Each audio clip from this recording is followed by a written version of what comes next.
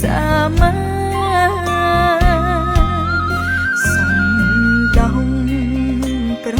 ណីម៉ែធ្វើជាស្ពានឲ្យកូនខំរៀនមិនថាម៉ែក្រម៉ែខ្ញុំនាងស្រីតែម៉ែមានឆឹងសប្បុរសនាងខ្ញុំស្រីប្រុងចាំងក្មេងគេឲ្យដំឡៃ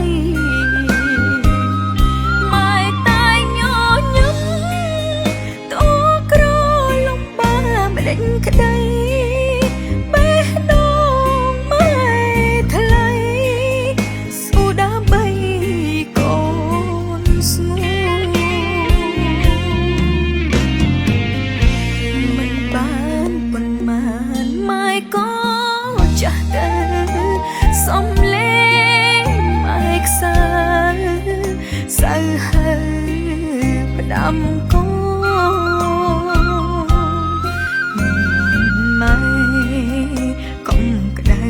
ផ្ដាំដល់កូនស្ងួនបើអត់ពីម៉ែមើលថែបងប្អូនជួបពុកម៉ែផង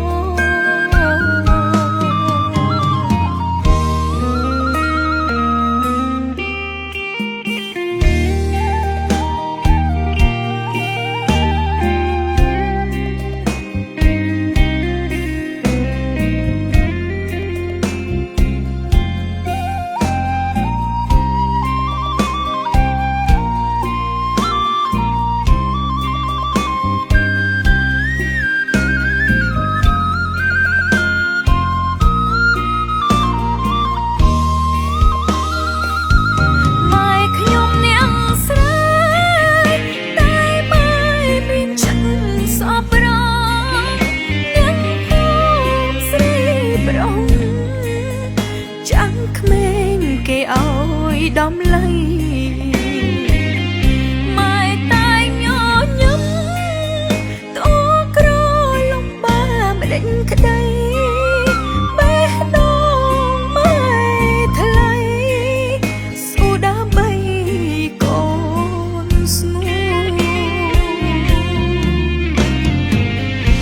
មិនបានប៉ុន្មានម៉ែក៏ចាស់ទៅសំលេងម៉ែខ្សើសៅហើផ្ដាំកូនម៉ែកុំក្តៅផ្ដាំដល់កូនស្ងួនបើអត់ពីម៉ែមើលថែបងប្អូនជួបពុកម៉ែផង